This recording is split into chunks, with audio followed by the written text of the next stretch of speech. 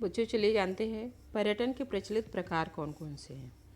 व्यावसायिक पर्यटन, शैक्षणिक पर्यटन, प्रोत्साहन पर्यटन, स्वास्थ्य या चिकित्सा पर्यटन, सांस्कृतिक पर्यटन, फुर्सत यात्रा पर्यटन, धार्मिक पर्यटन और खरीदारी पर्यटन।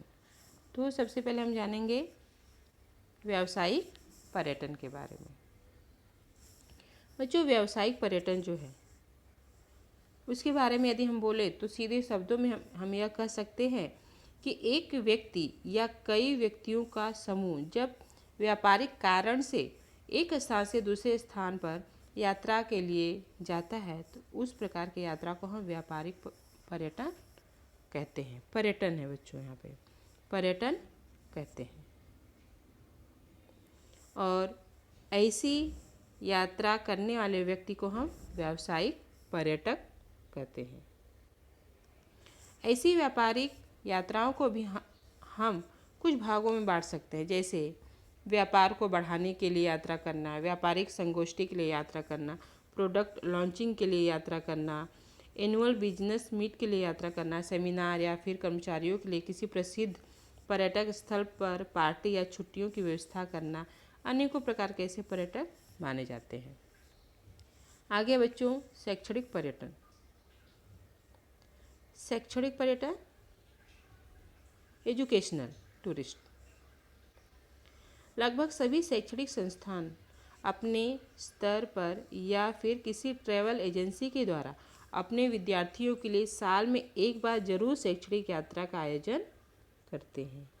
इस तरह की यात्राओं का मुख्य उद्देश्य व्यक्तियों की सामाजिक, ऐतिहासिक और वैज्ञानिक जिज्ञासा को शांत करना रहता है। बच्चों, आप भी अपने विद्यालय से जाते हैं, साल में एक बार आपकी पिकनिक होती है विद्यालय से, तो भी क्या है, शैक्षणिक पर्यटन होता है।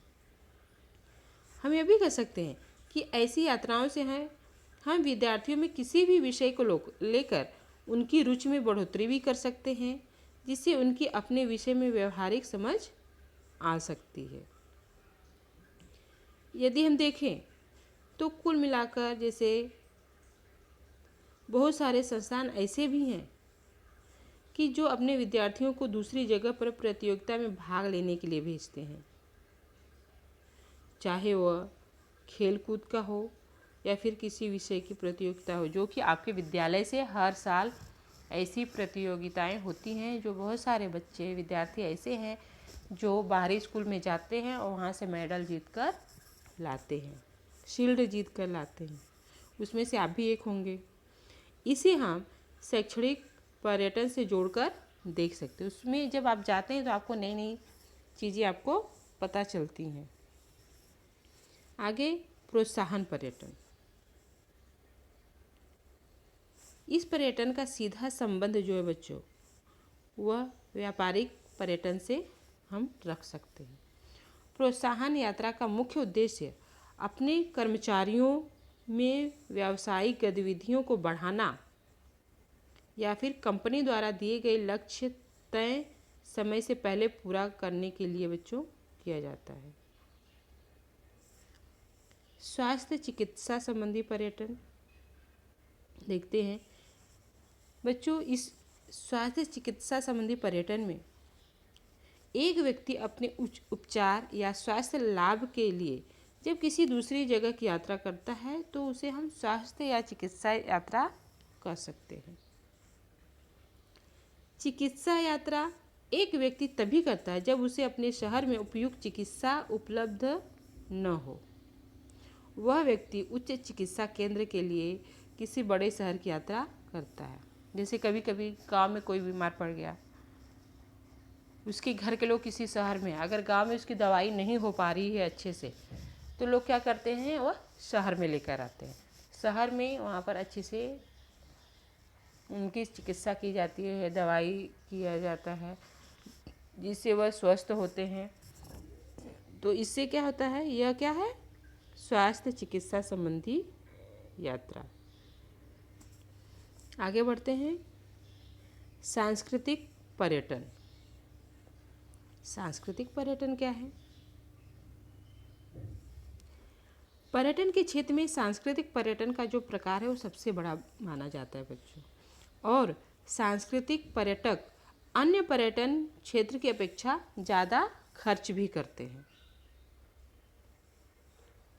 सांस्कृतिक पर्यटन के क्षेत्र में पर्यटक विशेष रूप से उन भौगोलिक क्षेत्रों में स्थानीय लोगों की जीवन शैली, उन लोगों का इतिहास, उनकी कला, वास्तुकला, धर्म और उनके जीवन के तरीके को पास जानने और समझने के इच्छुक होते हैं। जब हम कहीं पर घूमने जाते हैं या आप जाते हैं किसी क्षेत्र में, तो वहाँ के भौगोलिक क्षेत्रों में जो वहाँ पे रहने वाले लोग होते हैं, उनकी जीवन शैली क्या है, उन लोगों का इतिहास कैसे रहा, वह कैसे कैसे आगे बढ़े हैं, उनकी कलाएं कैसी हैं, वास्तुकला कैसी, उनके धर्म कैसे हैं, उनके जीवन जीने के तरीके कैसे हैं। तो सबके जीवन जीने के तरीके अलग हैं, सबकी जीवन शैलियाँ अलग हैं। तो जब हम जाते हैं, उनसे मिलते हैं, तो अब हमारे समझ में आता है कि उनकी जीवन शैली कैसी होती है, जिसे हम सांस्कृतिक पर्यटन कर सकते हैं। कि जब हम संस्कृति अपनी संस्कृति से संबंधित, दूसरों की संस्कृति से संबंधित जब हम बातें जानने के इच्छुक होते हैं, तो उसे हम कहते हैं सांस्कृतिक पर्यटन। फुर्सत यात्रा। फुर्सत यात्रा क्या है? अपनी रोज की दिनचर्या से या अधिक काम के दबाव से अवकाश लेने के लिए इस तरह की यात्राएं हम करते हैं। जब काम करते करते थक जाते हैं या घर में रहते रहते थक जाते हैं, अच्छा नहीं लगता है, तो हम घूमने के लिए बाहर निकल जाते हैं। तो उसी को हम क्या कहेंगे? अवकाश या फुर्सत यात्रा। फुर्सत है बच्चों, यहाँ पे ध्यान देना, ऊपर वाला र रहेगा। फुर्सत यात्रा के दौरान क्या होगा? यात्री अच्छे होटल या रिसोर्ट में रहना या समुद्र तट के किनारे पर आराम करना अधिक से अधिक पसंद करते हैं। उसे हम फुर्सत यात्रा कर, फुर्सत में आए बोलते हैं ना।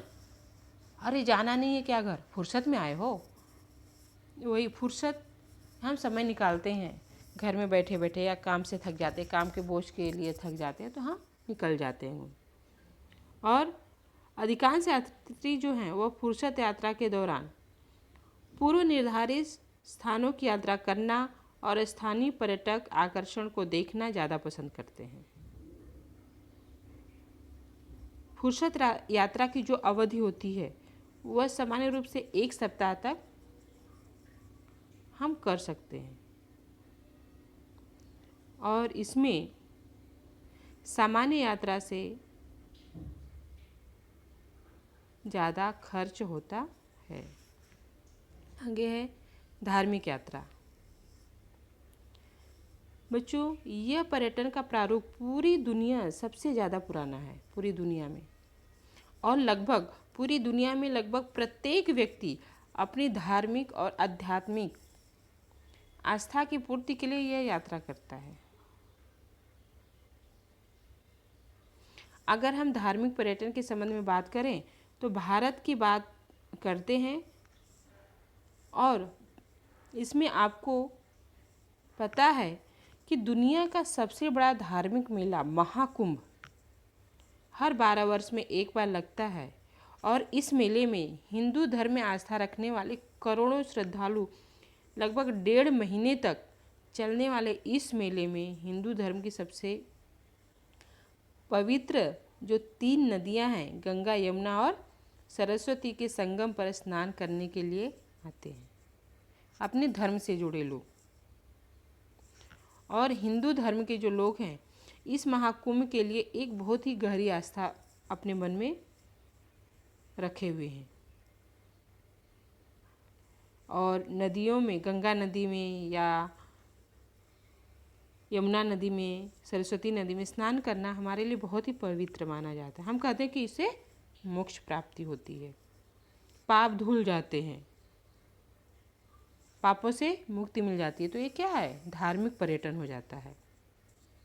खरीदारी पर्यटन, आप भी सामान खरीदते होंगे। खरीदारी, सामान खरीदना, खरीदारी के नाम से ही आप इस पर्यटन के प्रकार को समझ सकते हैं बच्चों। इसे खरीदारी का नाम ही दे दिया गया है। खरीदारी पर्यटक जो हैं उनसे कह सकते हैं जिसे खरीदारी करने का बहुत शौक होता है। वे खरीदारी करने के लिए एक स्थान से दूसरे स्थान, एक शहर से दूसरे शहर तक घूमते रहते हैं। ऐसे लोग खरीदारी के लिए बड़े बड़े showroom, shopping mall, branded shops, airport और जहां उनको हाथ से बनी हुई कोई एंटीक वस्तु को मिल जाए तो ऐसी जगहों पर लोग घूमना ज़्यादा पसंद करते हैं। तो इस तरह से आपको पर्यटन के प्रकार भी बता दिया गया। इसे आप ध्यान देंगे, समझेंगे